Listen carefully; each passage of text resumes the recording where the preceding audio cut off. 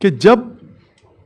آپ جاتے ہیں امام باڑے میں زیارت پہ ہیں، امام حسین کے حرم میں، حضرت عباس کے حرم میں، اربعین ہے، چہلم ہے، عاشورہ ہے، کوئی مخصوصی ہے، 3-4 برس کا بچہ کو یا بچی آپ کے ساتھ ہو، آپ مضبوطی سے ہاتھ پکڑتے ہیں اس کا کہ بیٹا دیکھو ابھی انجمن آئے گی جائے گی، ماتم سینہ زنی کرنے والے آ رہے ہیں، یہ بچہ یا بچی کا گم نہ ہو جائے۔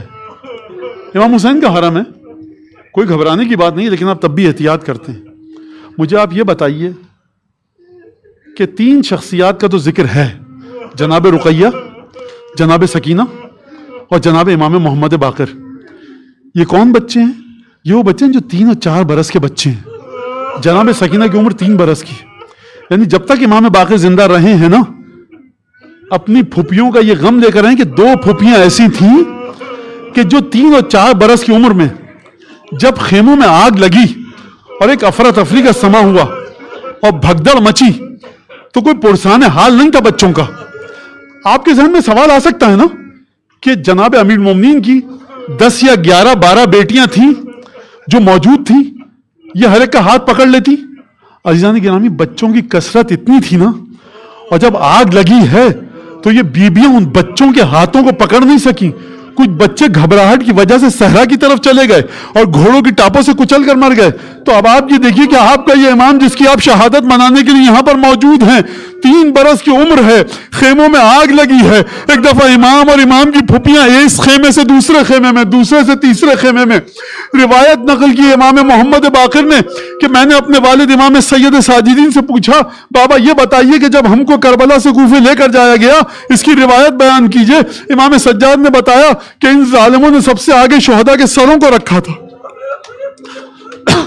اور اس کے بعد سیدانیاں تھیں بے کجاوہ اونٹوں پر۔ امام نے جو وجہ بیان فرمائی ہے وہ وجہ بڑی عجیب سی ہے، میری ہمت نہیں ہے سو وہ وجہ بیان کروں۔ اور اس کے بعد ہم تھے اور امام سجاد نے جملہ بیان فرمایا، کلما دمعت عین واحد منا، ہم میں سے جب بھی کسی کی آنکھ سے آنسو ٹپکتا تھا، جب کسی کی آنکھ سے آنسو ٹپکے، جو سوگوار ہو،